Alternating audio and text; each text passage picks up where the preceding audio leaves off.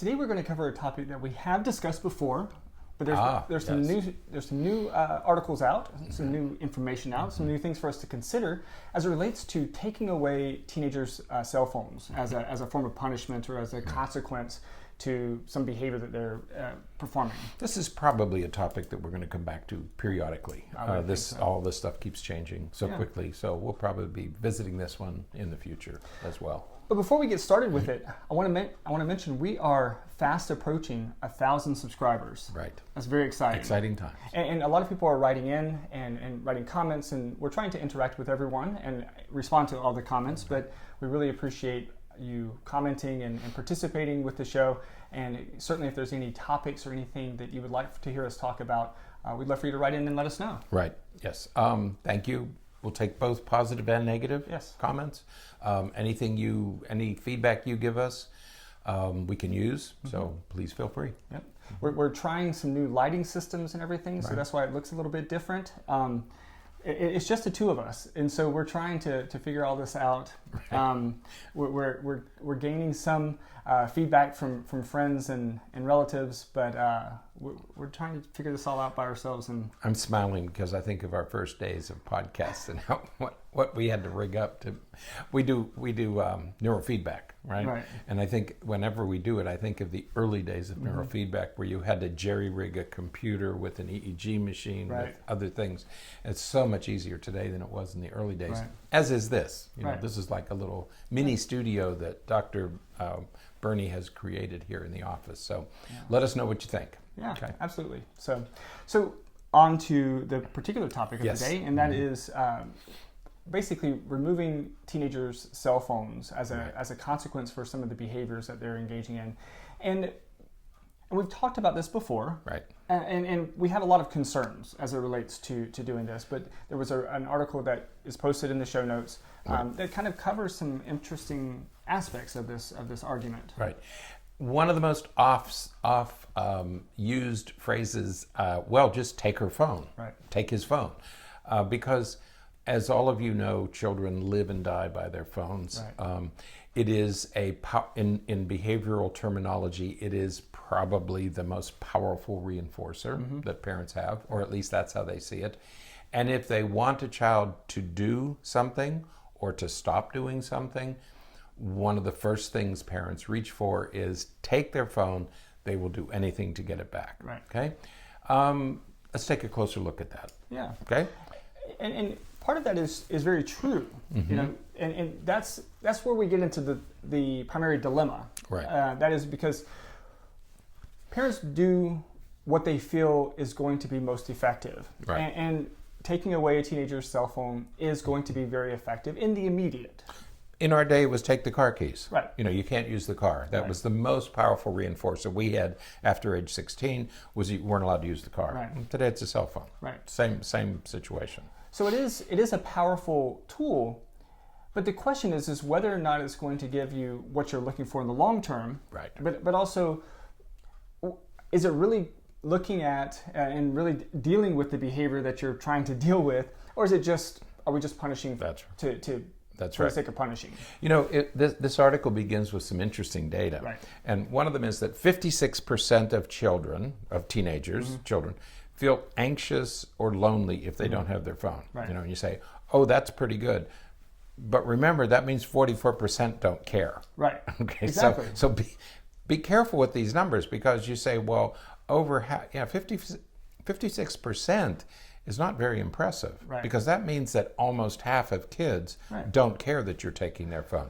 They might complain at first, but many of the kids we see, many of the teenagers we see, well, my parents took my phone, but I don't care. It doesn't matter. After the initial shock. Right. They learn how to exist without it. And parents will even say that, and I find that the most fascinating thing, is that parents will say, well, no matter what I take away from them, within a couple of minutes or maybe an hour or so, they find something else certainly to entertain themselves. In a few days, they adjust. Right. Okay, and we're going to talk about in what ways they adjust, right. Because some of them you need to know about. But the other statistics that they cite here is that 95% of teenagers, of children and teenagers, have access to smartphones. Right. Okay, so let's say most of them do. A very tiny fraction don't have access to a smartphone Which today. is way up from just maybe 5 years ago. That's right. And the other data are that 45% freely admit that they are on their phones constantly. Right. Okay, so yes, that you're seeing. So about half of all teens freely acknowledge that they really are on their phones constantly. It bugs us, it bugs some parents, although as the years go by, I think the cell phone came out in 2010 or I think it was 2010. I don't know. Or no, it was either 2010 or 07 because we just celebrated smartphone. You know, the smartphone. Right. We just celebrated its 10th anniversary. So mm-hmm. yeah. So in 10 years, many adults now are also on their phones constantly. Right. So it's not you're watching your children, but many adults are also on their phones almost constantly. And I would guess that there's a significant overlap with the 56% that said that they would be anxious and lonely if they didn't have their phone, and the 45% that says that they are constantly on their phone. Right. I'm sure that those make up pretty much the same group. There's some overlap, right?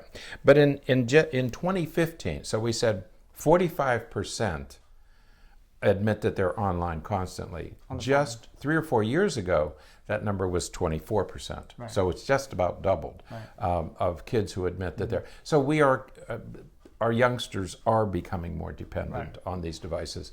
But as we've often said on this program, these kids use these phones for everything.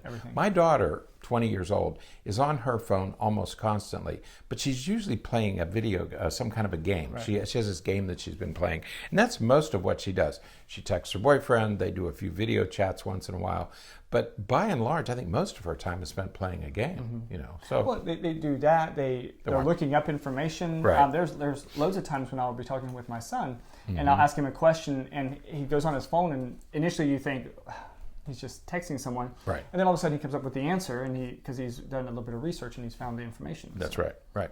And so, yes, they are on constantly. Not all of them, but many of them. But remember, these phones are everything, and I don't mean it means everything to them. I mean they use it for everything. Right. It is their calendar. It is their alarm clock. It is their encyclopedia. It is their movie channel. It is their entertainment. It's their game. It's everything they do is within that phone. Right. So yes, they're using it constantly, but they're using it for different things. It's not always, they're not always on Snapchat or always on Instagram. They use it for everything. So yes, it's important, but not just to do bad things. Right. Okay. So keep that in mind. Yeah. All right. So we have a couple of questions, 3 questions. Yeah. Right. So what are you going to prohibit? Right. Okay, when you say I'm going to take her phone, why would you take it? So first of all, why would you take it? Right. Why would you take their phones? So you have to decide what is prohibited, what should be the consequence, and what should you do if there is still a violation, if they're still violating after you've taken it a few times. What alternatives exist? I think the issue with the first question of why are you taking it, that to me is the first hurdle, because the vast majority of the time, of people that I talk to anyways, the vast majority of the time, the cell phone is taken for reasons that have absolutely nothing to do with the cell phone. Correct. And strictly from a parenting / behavioral perspective, that's ineffective. You know, if you're upset because they are, talking back to you, and so you take their phone because they're talking back to you, but they weren't even on their phone when it happened. They weren't talking to anybody when it happened. Taking their phone isn't going to do anything to change that behavior. Right. Not in the long run, because there's no relationship between the consequence and the behavior. That's right. And we can't stress that enough. And we've said it many times, we've written it many times. If the phone isn't the problem, don't take the phone. Right. Taking the phone is the easy approach. Right. Okay. And parents are taking phones for all kinds of reasons that have nothing to do with the phone. Right. That's probably going to backfire on you. If the phone isn't the problem, if a child isn't sleeping at night because she's on her phone, the phone's the problem. Take the phone. If she's not doing homework because she's on her phone, then the phone's the problem. Right. But if she's being disrespectful, that's not because she has a cell phone. Right. There's something else at work. So do the hard work. Now let's say, parents, we understand how this system works, because what you'll say, and I'm sure that they'll say this in response to what you just said, but she's disrespectful because she's on their phone and she's influenced by these other people, and that influence, that's really stretching it, because not that you're wrong, but it remains that the problem isn't the phone. The problem may be their friends. Right. But that again calls for a different solution, not just taking away the phone blindly. When you look for a consequence for some behavior, we always say it should be a logical consequence. Right. It should be measurable. It should be meaningful to them. When you take their phone for reasons that are not related to their phone, that's not a logical consequence, and they learn nothing. Right. All they learn is that you're angry and you can take their phone. Right. You can punish them if you choose, but that doesn't really teach anything. Right. Okay, so be careful about going after their phone as the first consequence, or the only consequence. Right. Now, the next question was, what are you restricting them from? That's right. What are you prohibiting them from doing? That's the more important question. Are they using the phone for reasons that are dangerous or damaging in some way? Or causing the problem. Or creating the problem. If they're not sleeping, they're not doing their homework, they're getting in trouble at school. In those cases, so what are those things that you're going to prohibit? Okay. Yeah. So what are they? So be mindful of, because as you said earlier, teenagers especially, but teens and kids are using the phones for everything. That's right. So by taking away their phone, many times you're taking away their primary resource for homework. Right. And absolutely. And I can tell you, it's already coming out in the literature now. Kids and teens and college students are going to have more and more and more access to devices as the years go on. Each year in school, they're going to have more access. Right. And there will be a time when kids are allowed to be on their phones all day in school. Some schools already allow it. Right. More and more schools are going to allow it. Right. We're going to stop fighting that battle, and schools are just going to, the phone will become a device. It'll become another learning tool. Right. So we're not going to, we can't keep prohibiting, we can't keep resisting, because it's going to happen. What you have to decide is what is prohibited. You know, for what reasons would you take this phone? Right. I mean, that's the smarter approach. Right. And so before you hand this phone over to a child, and we've also said this before, write this stuff down. Some people do it in a contract. We had a wonderful therapist in our area who would give her kids smartphones as a gift, for example. But she would always hand them the contract first. Yeah. So they'd have to read the contract. It'd be in an envelope, Christmas time or some holiday, birthday, and they would read the contract. And if they signed the contract, then they got the second gift, which was the device itself, okay, which was an interesting way. What was good about that is that she and her husband had carefully thought about what exactly are they prohibited from doing. Right. Okay, if you just hand a child a cell phone, a smartphone, they're going to explore. There was a wonderful article about giving kids in some remote village in Zambia. They gave them iPads, just left them in the village. Yeah.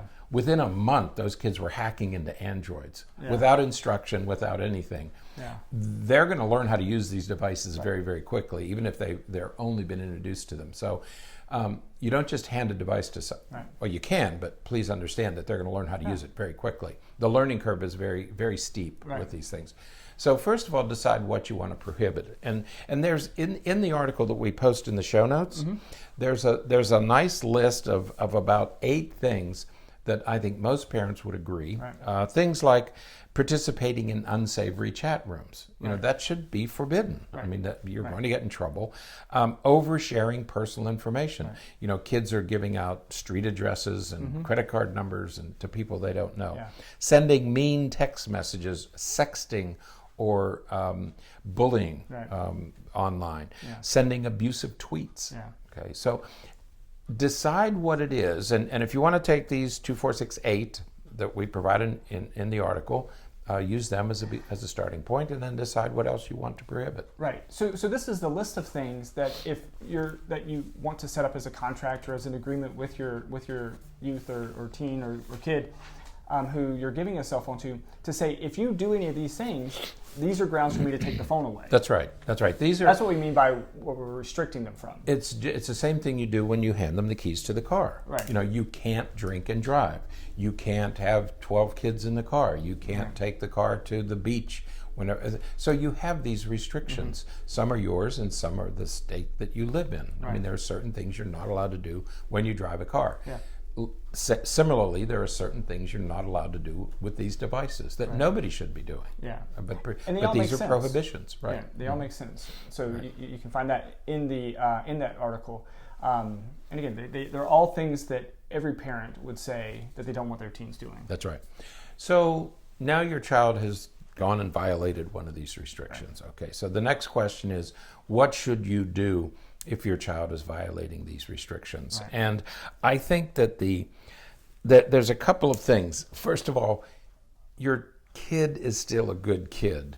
You know, the phone really hasn't changed his or her personality or behavior. It's a rite of passage. They're going to dabble in some of this stuff. I can tell you right now, I can promise you that they're going to go on sites that they shouldn't go on. Sure. Just count on that, okay? It's going to happen. It's part of learning how to use the device, and they are going to go places. Sadly, there are very young children doing that. I had a case the other day of... But all the more reason why really young kids shouldn't have free access to these phones. Right. We had a kid who, I don't know, he's 5 or 6 years old, and it looks like he's been exposed to some things he shouldn't have been exposed to. So it is going to happen, just like it has always happened. Okay, whether it's penny arcades or magazines or playing cards or whatever, it's going to happen. So count on that and make a plan. Okay, and the plan should begin with, first of all, your kid is still a good kid. Okay, it's a rite of passage. There are all these opportunities out there. They're going to fail. Number one, take your day or two to decide. Not if your child violates. When your child violates, calm down, take a day or two to decide, how do you want to deal with this? Okay. I can't tell you how many parents come in, well, let's say how many teens come in and say, yeah, my parent took away my phone. And I'll say, well, how long are they going to keep it from you? And they'll say, for the rest of the year. And I'll say, well, it's only February. I say, yep, for the rest of the year. Of course, by the next time they come in, they have the phone back. And so the parent clearly took the phone away initially out of frustration and out of anger and said, you know, you don't get it back for the rest of the year. And they didn't mean it. And so taking that time allows you to kind of cool down to make sure that you apply a consequence that's appropriate and, you know, of the right amount of time and those kind of things. And even so, when we first started talking today on this podcast, we were saying, don't take the phone for every transgression. Okay, that's rule number one. Don't just grab and take their phone. Second thing is, don't just grab their phone when they've made a violation, when they violated the phone rules. Okay, what did they do? Where did they go? Because how you respond will depend on what violation they committed. If they go on to an inappropriate website, and I think you all know what I'm talking about, with content, that's one thing. If they're bullying, that's quite different. Okay, so you wouldn't have the same, you wouldn't say, okay, give me your phone for a week, or give me your phone for 2 weeks, or give me your phone for 3 weeks. Decide, take some time, decide what your child has done, and then decide what is an appropriate consequence. And here we're going to, so rule number one is take a day or two to think about it. Rule number two is do the hard thing. Do the hard work of parenting. Don't just grab the phone and say, you're not going to get it back for 2 weeks. That's not teaching anything. And you're not addressing the actual problem that this child's having. Bullying requires one thing. Going to an inappropriate website might require something very different. So you have to do that consideration. And that's something that think about ahead of time. You don't try to think of it necessarily at the moment. But there are common things. You have the list of 8 things that may be your no-nos. So have an idea as to what consequence you would apply for each of those different things, because it may be different. And be careful how you word it.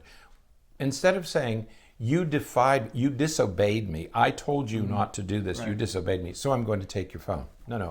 What it is we agreed that you wouldn't do this. Okay, so now we have to figure out how to solve that problem. So be careful of the language you use. Don't just punish. Think ahead, calm down. Don't just grab the phone. Think about how you want to approach it so that it becomes a valuable learning lesson for your child. Absolutely. Once again, in the article, there's a whole list of suggestions to parents about how to handle violations. Okay, they're really good. It's worth considering. Don't just grab the phone. Think about what you're doing. Right. Okay? But when you look at all of them that are listed, it's what it comes down to, and this is something that I think parents sometimes have a hard time appreciating. What it comes down to is mutual respect. That's right. Between parent you and the kid. child. Right. Exactly. Because you want them to respect you, and so you respect them. As you said, you're not going to go in and you're not going to sort of throw down the hammer and say, you said that you weren't going to do this, and so now I got to punish you because you broke the rules. I say, we had an agreement. You broke that agreement, and so now here's the consequence that we agreed on. Right. We agreed that this would be the consequence if you did this, and so here's the consequence, and so hopefully this will be the only time we have to do this. Yeah, because going on an inappropriate website is one kind of transgression, but damaging somebody's reputation or putting pictures of yourself or your street address on something, that's a very different kind of thing. They require different approaches. Right. So think about what the transgression is before you pull the trigger. Absolutely. Okay. All right. And then the article ends with some nice information, as far as some tips some additional tips for us about how we navigate this entire system. Right. Oh my gosh. Yeah. I can't do that. No. I just marvel at how people talk about technology and how things are connected and Well, I don't do that. It's and I'm catching up, but you're trying to. Everything's going so fast. It is, but when we're thinking about technology, all of these technological devices, they're all connected. They're all interdependent. You can't, it's difficult to use your smartphone in its full capacity without data, without internet connection, without Wi-Fi, without all of these different things. And so, as parents, we can work from the beginning to restrict some of that, so that we limit some of that access, so that we prevent them from being able to go wherever they want to go. There's wonderful apps now that monitor a lot of that stuff for us, and there's apps out there for us to monitor everything that they go on, so that we know where they are, what they're doing, and what's happening. Right, 360. What is that thing called? What's the full name of that? I don't know the full name. I just know you can keep track of. Yeah. Pretty sophisticated data that you get back. Yeah, and there's Family Circle, which is a great app that you can use to monitor how much screen time your kids are having, so that you can prevent them from being able to just be on the phone constantly, or any internet device really for that matter. Yeah, if you're a parent and you're just starting to hand these devices over to your children, they're late elementary or middle schoolers who are starting to get smartphones, smart devices. Familiarize yourselves with these apps. I didn't. My kids are older, but that's the first thing I think I would do, because as I hear first generation users talk about this, it's all about apps. Like somebody said to me, well, why do you go into the website? Why don't you just get the app for your bank? No idea what that person was talking about. Now I do. But if you're a parent, you may want to go in and see what these tracking apps and family apps are, because they are incredibly helpful. It'll ease the process. It'll ease this whole journey for you. Yeah, absolutely. There's lots of things that can be done ahead of time, a priority. Like before you even give them their phone, there's a lot of things that you can already have on the device that you can use to monitor, to protect, to shield, and screen information out, so that they aren't just free willy-nilly out there on the internet and going out there to download whatever apps they want and going to whatever websites they want. That's the most important thing. I think that these devices are so powerful and so fast. Kids will learn how to use them within days of receiving them.